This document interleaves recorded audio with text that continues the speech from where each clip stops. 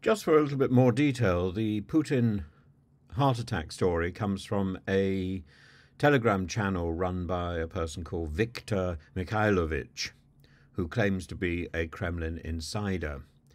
And the details have been leaked into a blog, and the blog reads, I'm going to read it, it's very interesting. Putin, well, let's start at the beginning. Members of the security service who were on duty at the residence heard noise and sounds of falling coming from the president's bedroom.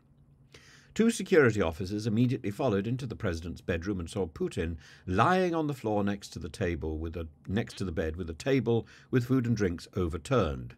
Probably when the president fell, he hit the table and dishes and knocked them onto the floor, which caused the noise. Putin convulsively arched while lying on the floor, rolling his eyes. The doctors who were on duty at the residence performed resuscitation, having previously determined that the president was in cardiac arrest.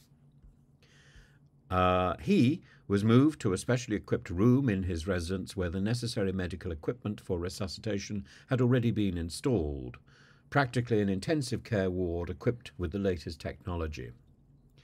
And then, as far as this latest incident in terms of his health is concerned, it's reported that people are seriously alarmed in the president's inner circle, despite the fact that the attending doctors had already warned that Putin was very ill. Several people close to Putin contacted each other by telephone and agreed to hold consultations on Monday regarding possible actions if the president dies in the coming days.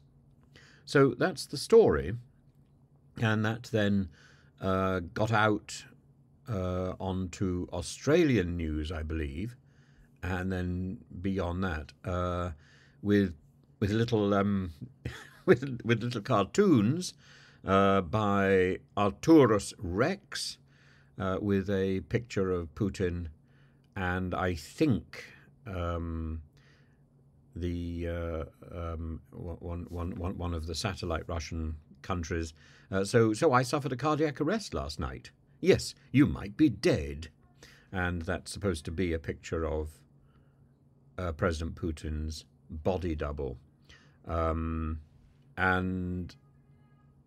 some of the newspapers have issued corrections, and for example, the Daily Cost said, administrative correction, this story, originally titled "Putin may have suffered a heart attack," has been retracted for misinformation relying on poor sourcing. It may well be poor sourcing, it may well be untrue, but it is nevertheless still an interesting story, if only predicated on rumour and wishful thinking. And as for the wishful thinking, only wishful thinking by those people who assume President Putin's death or illness will generate something better. It won't at all. It will generate chaos, and that is the last thing we want at this particular moment when the world is on the edge of chaos itself.